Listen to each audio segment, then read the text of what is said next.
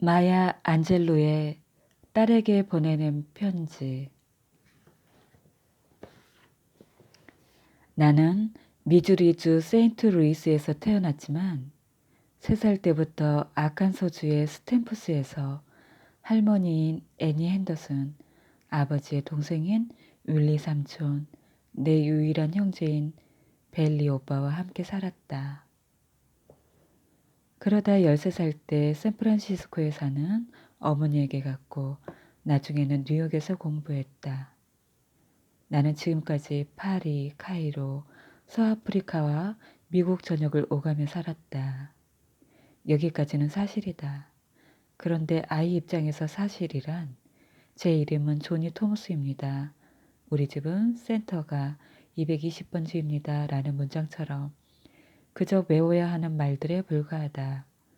어떤 사실도 그 아이의 실상하고는 아무런 관계가 없다.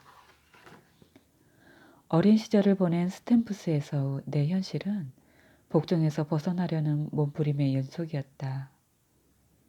1차적으로는 모두 흑인인데다 몸집이 아주 큰 날마다 마주치는 어른들에 대한 복종이었고 그 다음으로는 흑인인 내가 거의 보지도 못한 백인에 비해 열등하다는 생각에 대한 복종이었다.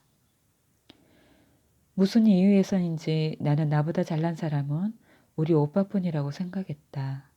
나도 똑똑했지만 벨리 오빠는 나보다 더 똑똑했던 데다 이 세상에서 제일 똑똑한 사람은 자기라는 걸 잊을만 하면 일깨워주고 심지어 어떤 때는 자기 입으로 강조하기까지 했기 때문일 것이다. 그런 결론을 내린 게 오빠 나이 9살 때부터였다. 남부, 그 중에서도 특히 아칸손주 스탬프스는 덩치 큰 흑인 어른을 정신적인 난쟁이로 만드는 부문에서 수백 년의 역사를 자랑하는 곳이었다.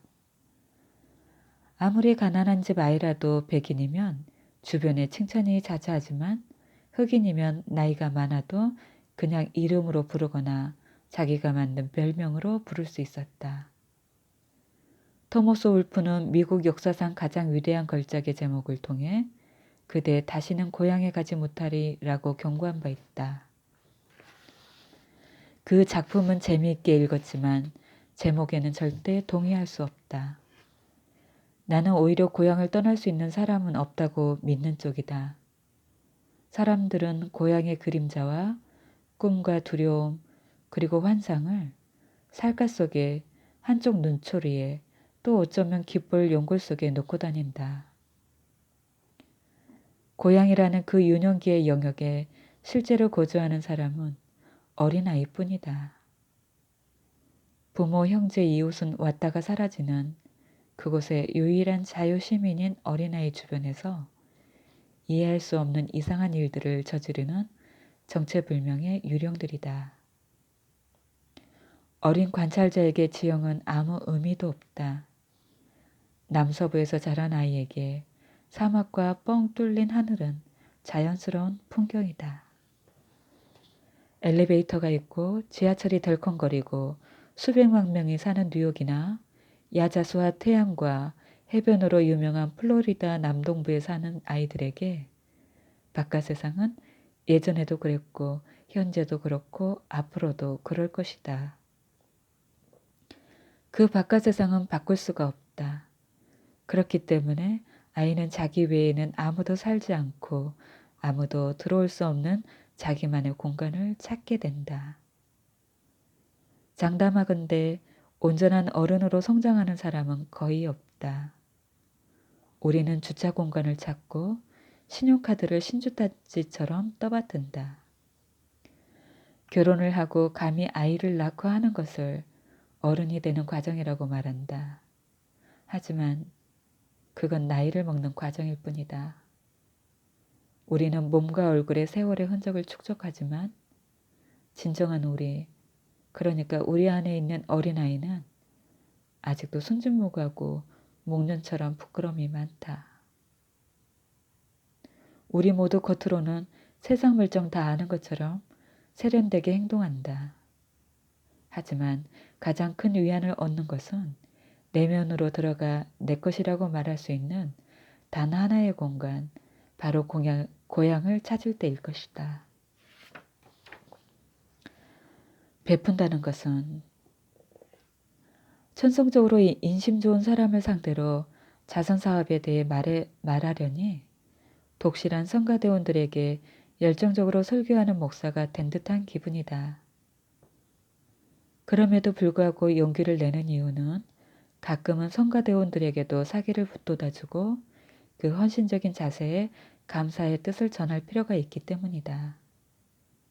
그들도 격려를 받아야 더욱 풍부한 감정을 실어서 계속 노래를 부를 수 있다. 미국의 기부자 한 명이 미국암협회, 적십자, 구세군, 굿윌, 겸상적혈구 빈혈협회, 전미유대인협회, 전미유색인 지위 향상협회, 전미도시연맹을 살린다. 이 명단에는 교회기관, 유대교 예배당 프로그램, 이슬람사원협회, 불교사원, 단체, 관리, 시와 지역사회 동호회까지 포함된다. 하지만 가장 많은 후원금을 내는 사람은 자선사업가이다. 자선사업에 해당되는 영어 단어는 사랑이라는 뜻의 그리스어와 인류라는 뜻의 그리스어가 합쳐져서 만들어진 것이다. 그러니까 자선사업가는 결국 인류를 사랑하는 사람들이다. 그들은 사람들이 즐기면서 일을 할 수 있도록 의리의리한 건물을 짓는다. 이 사회의 보건과 교육 수준 향상에 기여하는 기관에 막대한 후원금을 기부하기도 한다. 자선사업이라는 말만 들어도 미소가 절로 떠오르고 얼굴 없는 천사에게 뜻밖의 선물을 받는다는 흥분이 느껴진다. 이 세상에는 자신이 자선사업가로 비치길 바라는 사람들이 있다. 그런가 하면 단체나 조직 뒤로 얼굴을 숨기는 경우도 많다. 인심을 베푸는 상대와 거리를 두는 것이다. 나는 그렇지 않다. 나는 그보다 인정 많은 사람이고 싶다. 인정이 많다는 것은 말 그대로 나는 필요 이상으로 많은 걸 가지고 있고 당신은 부족하네요. 내 남는 몫을 당신과 나누고 싶어요. 라는 뜻이다. 내 남는 몫이 돈이나 물건처럼 눈에 보이는 것이어도 좋고 그렇지 않은 것이어도 좋다. 말이나 행동에서 인정이 느껴지는 것만으로도 상대에게 얼마든지 엄청난 기쁨을 선사할 수 있고 상처받은 가슴을 치료해 줄 수 있는 것이다. 나를 키워주신 할머니는 내가 세상을 바라보는 시각이나 그 안에서 나의 위치를 파악하는 데 큰 영향을 미쳤다. 우리 할머니는 품이 그 자체였다. 목소리는 나지막했고 두 손을 깍지 껴서 뒷짐을 지고 천천히 걸었다. 내가 할머니 흉내를 어찌나 잘 냈던지 이웃 사람들이 나더러 할머니 그림자라고 부를 정도였다. 핸더슨 자매님, 또 그림자랑 같이 가시네요. 그러면 할머니는 나를 보며 미소를 지었다. 그러게요. 그런 것 같네요. 내가 멈추면 이 아이도 멈추고 내가 움직이면 이 아이도 움직이니 말이죠. 13살이 되었을 때 할머니는 나를 캘리포니아에 사는 어머니한테 데려다주고 곧장 아칸소로 돌아왔다. 캘리포니아의 어머니 집은 내가 자란 아칸소의 조그만 집과는 딴 세상이었다. 우리 어머니는 머리카락을 빳빳하게 펴서 세련된 보부 스타일을 유지했다. 나는 드라이를 왜 해야 하는지 모르는 할머니 밑에서 자랐기 때문에 자연스럽게 다운머리를 하고 지냈다. 할머니가 라디오 켜는 것은 뉴스와 찬송가와 갱버스터스와 론 레인저를 듣기 위해서였다. 어머니는 립스틱과 볼터치를 바르고 레코드 플레이어로 블루스와 재즈를 크게 틀어놓고 들었다. 어머니의 집은 왁작지껄하게 웃고 떠드는 사람들로 넘쳐났다. 분명 나에게 어울리는 공간이 아니었다. 나는 두 손을 뒤로 깍지 껴서 뒷짐을 지고 단단히 따은 머리를 하고 찬송가를 흥얼거리며 그 세속적인 분위기 속을 어슬렁거렸다. 어머니는 2주 정도 나를 지켜보았다. 그러더니 어느 날 우리 같이 앉아서 이야기 좀 하자꾸나 하고 말했다. 그렇게 우리의 다정한 대화가 시작되었다. 어머니가 말했다. 마야, 넌 내가 할머니랑 달라서 못마땅하지? 맞아. 난 할머니하고는 달라. 하지만 난 네 엄마고 너한테 좋은 옷을 사주고 정성껏 준비한 음식을 먹이고 이 지붕으로 비바람을 가릴 수 있도록 뼈 빠지게 일하고 있어. 학교에서 선생님이 널 보고 웃으면 너도 웃어주겠지? 잘 모르는 친구들이 웃더라도 역시 미소로 대답할 테고. 난 네 엄마야. 네가 어떻게 해줬으면 좋겠다고 말할 수 있는 입장이라고 생각해. 모르는 사람한테 억지로라도 웃어줄 수 있다면 엄마한테도 그렇게 해주렴. 그 마음 고맙게 받아들이겠다고 약속할게. 어머니는 내 뺨에 손을 얹고 미소를 지었다. 자, 우리 딸, 엄마를 위해 웃어봐, 얼른. 어머니가 우스꽝스러운 표정을 짓자 나도 모르게 미소가 떠올랐다. 어머니는 나에게 입을 맞추고 눈물을 흘렸다. 우리 딸 웃는 얼굴을 처음 보네. 너무 예쁘다. 우리 예쁜 딸이 웃을 줄을 아네. 예쁘다는 소리를 들은 건 그때가 처음이었고 내가 기억하기로 누가 나더러 딸이라고 불러주는 것도 처음이었다. 그날 나는 누군가에게 미소 짓기만 해도 베푸는 사람이 될 수 있다는 걸 배웠다. 그 세월이 흐르면서 따뜻한 말 한마디, 지지 의사 표시 하나가 누군가에게는 고마운 선물이 될 수 있다는 걸 깨달았다. 내가 옆으로 조금만 움직이면 다른 사람이 앉을 수 있는 자리가 생긴다. 음악이 마음에 들면 소리를 높일 수 있고 귀에 거슬리면 소리를 낮출 수 있다. 내가 자선 사업가로 알려질 일은 없겠지만 인류를 사랑하는 사람임에는 분명하다. 나는 내가 가지고 있는 것을 아낌없이 나누어 줄 것이다. 나는 내가 인정받는 사람이라고 말할 수 있어서 행복하다. 계시를 받은 날. 그날은 분명 계시를 받은 날이었다. 계시자 요한이 예언한 그런 날이었다. 열차가 굉음을 내며 그 검은 뱃속을 달리자 지축이 흔들거렸다. 자가용 택시, 버스, 노면전차, 트럭, 배달차, 스케이트보드의 뚜뚜 빵빵 부르릉 쾅 끼익 삑삑 소리가 대기를 메우자 대기 자체가 상한 그레이비 소스처럼 탁하고 울룩불룩하게 변했다. 이 세상의 다양한 언어를 구사하는 온갖 사람들이 도처에서 세상의 시작과 종말을 구경하기 위해 시내로 모여들었다. 나는 그날의 그 끔찍함을 잊고 싶어서 필모아가의 할인점으로 갔다. 플라스틱 진열대에 꿈들이 걸려있는 넓디 넓은 가게였다. 나는 진열대 사이로 수백 번 오르락내리락 했다. 나는 그곳의 은밀한 매력을 알고 있었다. 가슴에 마분지를 넣어놓은 나일론 슬립에서부터 무지개 나무에서 떨어진 분홍색, 빨간색, 초록색, 파란색 과일 같은 립스틱과 매니큐어가 놓인 화장품 코너까지. 그 도시에서 나는 동틀역처럼 상큼한 16살이었다. 그날은 숨이 막힐 만큼 중요한 날이었다. 오래전부터 같이 자자고 조르던 동네 남자아이가 있었다. 나는 몇 달째 거절하고 있었다. 그 아이는 남자친구가 아니었다.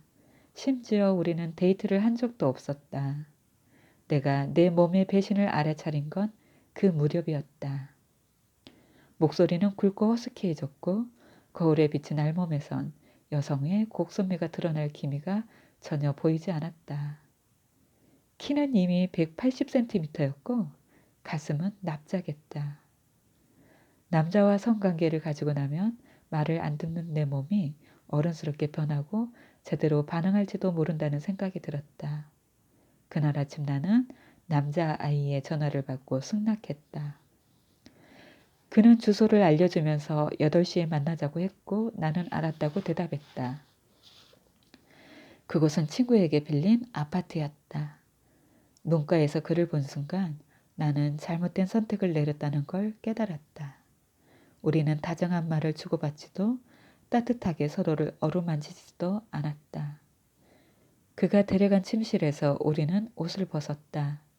서툰 행위는 15분 만에 끝이 났고 나는 옷을 입고 현관을 나섰다.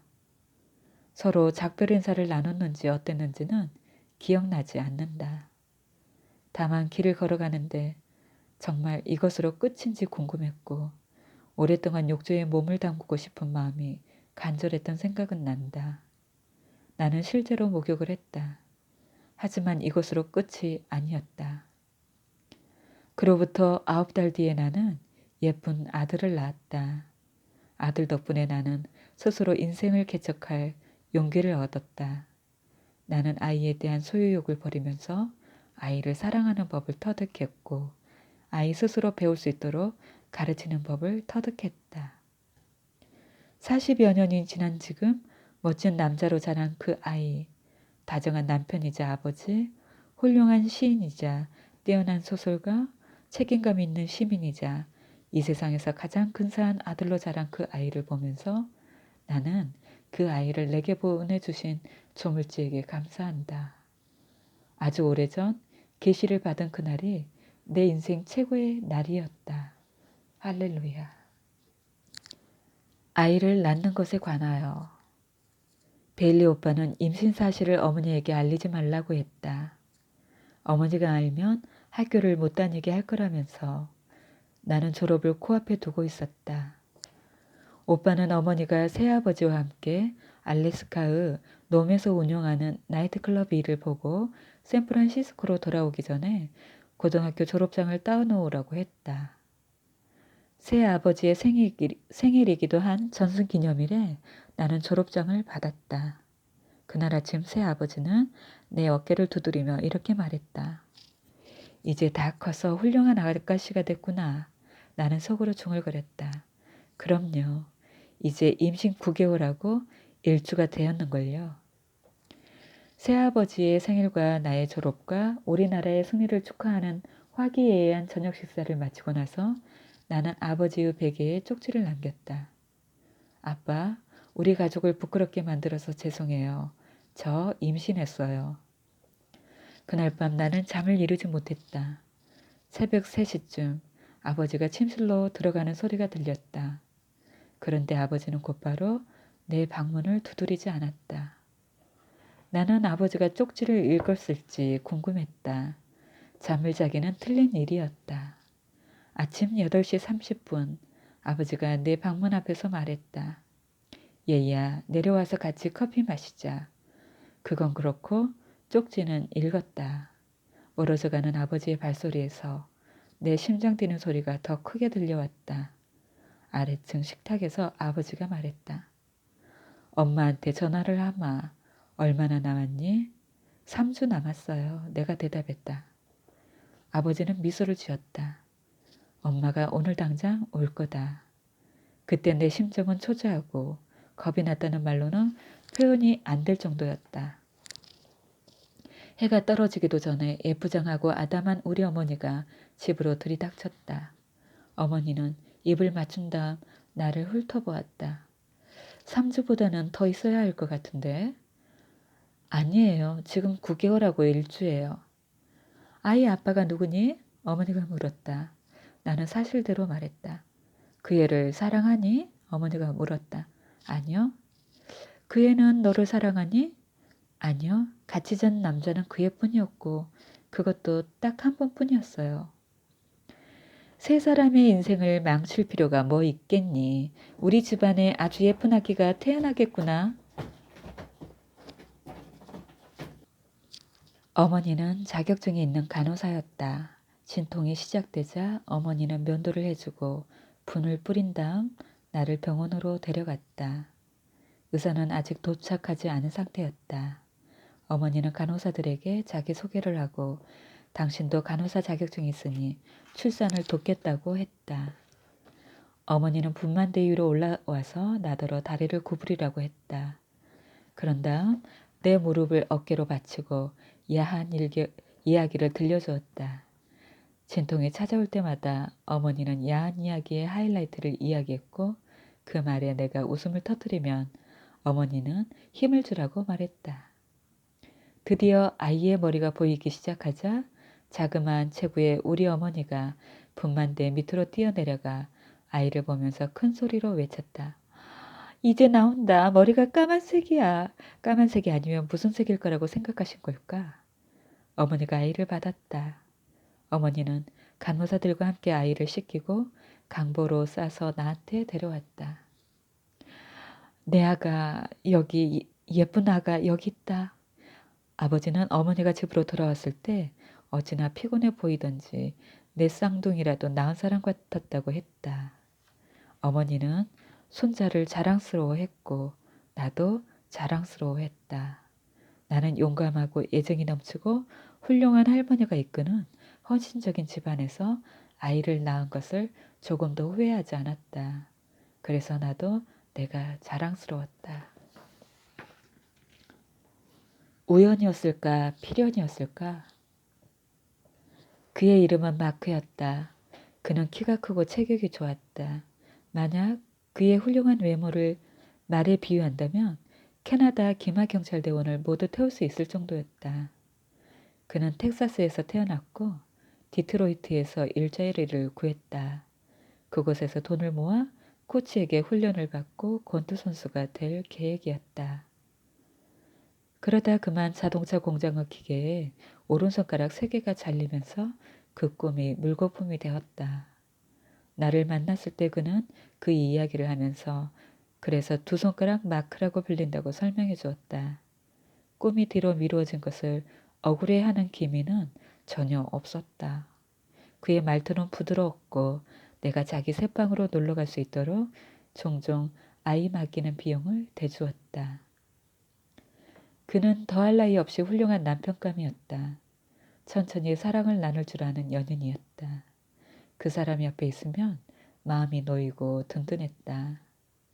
그렇게 다정한 관심을 받은 지 몇 개월이 지난 어느 날 직장으로 나를 데리러 온 그가 하프문 베이로 드라이브를 가자고 했다.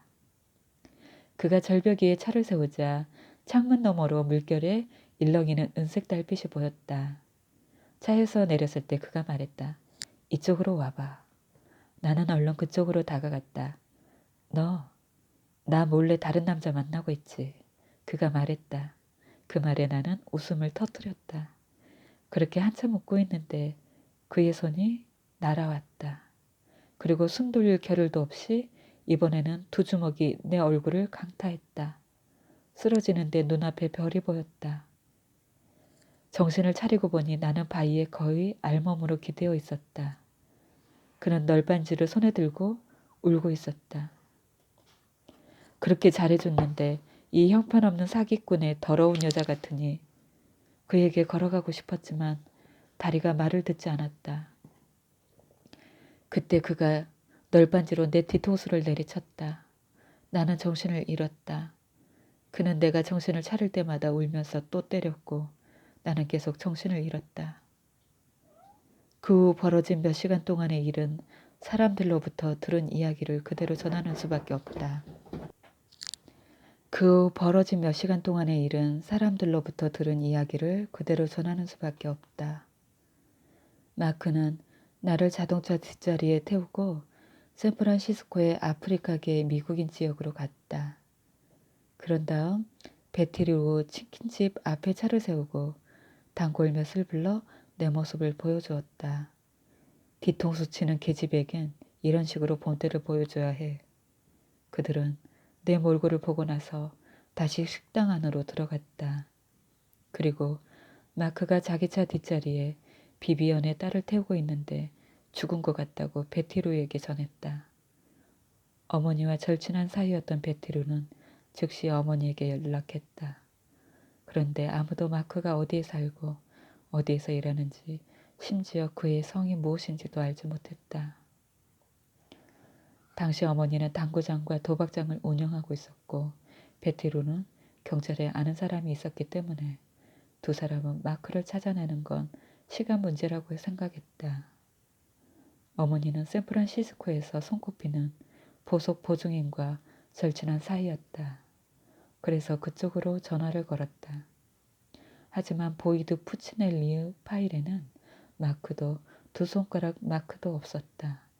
그는 계속 알아보겠다고 약속했다. 눈을 떠보니 나는 침대에 누워 있었고 온몸이 옥신거렸다. 숨 쉬는 것도 말하기 위해 입을 여는 것도 고통스러웠다. 갈비뼈가 부러졌기 때문이라고 마크가 말했다. 입술은 이에 눌려서 갈라졌다. 그는 눈물을 흘리면서 나에게 사랑한다고 말했다. 그러더니 양날 명도칼을 가지고 와서 자기 목에 갖다 댔다. 나 같은 건 살 필요가 없어. 죽어버려야 해. 그러지 말라고 말하고 싶어도 목소리가 나오지 않았다. 그는 얼른 면도칼을 내 목으로 옮겼다. 널 여기 남겨두고 갈 수는 없지. 다른 검둥이 차지가 될 테니까. 말을 한다는 건 불가능했고 숨쉬기도 고통스러웠다. 갑자기 그가 마음을 바꾸었다. 당신 3일 동안 아무것도 못 먹었잖아. 주스 좀 사다 줄게. 파인애플 주스가 좋아? 오렌지 주스가 좋아? 고개만 끄덕여. 어떻게 해야 좋을지 알 수 없었다. 어떻게 하면 그를 밖으로 내보낼 수 있을까? 근처 가게에서 주스 좀 사올게. 아프게 해서 미안해. 주스 사가지고 와서 당신이 다 나을 때까지 열심히 간호할 거야. 약속해. 나는 밖으로 나가는 그의 뒷모습을 물끄러미 바라보았다. 그제야 내가 있는 곳이 어딘지 알 수 있었다. 예전에 자주 드나들던 그의 집이었다. 집주인이 같은 층에 살고 있었기 때문에 그녀를 부르면 도움을 받을 수 있을지 모른다는 생각이 들었다. 나는 숨을 최대한 크게 들이쉬고 소리를 질러보았지만 아무 소리도 나오지 않았다. 일어나 앉으려고 했다가 너무 아파서 딱 한 번 시도해보고는 바로 포기했다. 나는 그가 면도칼을 어디에 두었는지 알고 있었다. 면도칼을 잡을 수만 있다면 스스로 목숨을 끊을 수 있을 테고 그러면 나를 죽이는 희열을 그에게서 뺏었을 수도 있었다. 나는 기도를 하기 시작했다. 정신이 들락날락하면서도 기도를 하는데 복도 저쪽에서 고함 소리가 들렸다. 어머니의 목소리였다. 부숴버려. 그 개자식도 부숴버려. 내 아이가 저 안에 있다니까. 쩍하는 소리와 함께 문이 산산조각 났고 자그마한 체구의 우리 어머니가 그 사이로 걸어 들어왔다. 어머니는 내 몰골을 보고 그 자리에서 쓰러졌다.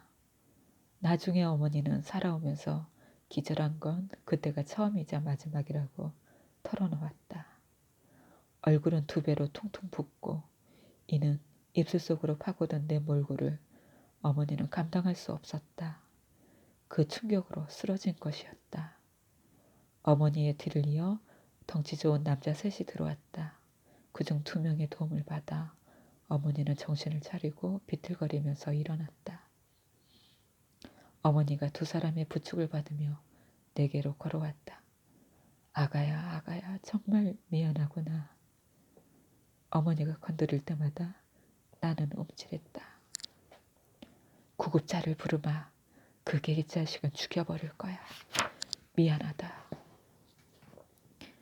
세상의 모든 어머니가 그렇듯 자신에게 끔찍한 일이 생기자 우리 어머니도 죄책감 때문에 괴로워했다. 나는 말을 할 수도 어머니를 만질 수도 없었지만 숨 막힐 정도로 악취가 나던 그 방에 있던 순간만큼 어머니를 사랑한 적이 없었다. 어머니는 내 얼굴을 가볍게 쓰다듬고 팔을 어루만졌다. 아가야, 누군가의 기도가 응답을 받았나 봐. 어디에 가야 마크를 찾을 수 있는지 아무도 몰랐거든. 심지어 보이드 푸치넬리도 몰랐어. 그런데 마크가 주스를 사러 가게에 갔을 때 아이들이 담배 장수에 트럭을 털었지 뭐니. 어머니는 이야기를 계속했다. 경찰차가 보이니까 아이들이 담배 상자를 마크 차에 던졌어. 마크가 차에 타려는 순간 경찰이 그를 체포했지. 경찰은 결벽을 주장하는 그의 말을 믿지 않고 유치장에 집어넣었고, 그런데 딱 한 번 전화를 걸 수 있는 기회를 얻자 마크가 보이드 푸치넬리한테 전화를 걸었던 거야. 보이드가 전화를 받았지. 마크가 말했다. 제 이름은 마크 존슨이고 오쿠가에 살고 있어요. 지금은 돈을 갖고 있지 않지만 집주인 아주머니한테 맡겨놓은 돈이 제법 돼요. 아주머니한테 전화하면 선생님이 말씀하시는 금액을 가지고 갈 겁니다. 어디 산다고요? 보이드가 물었다. 제 별명이 두 손가락 마크예요. 마크가 대답했다. 보이드는 전화를 끊고 내 어머니에게 전화를 걸어 마크의 주소를 알려주었다.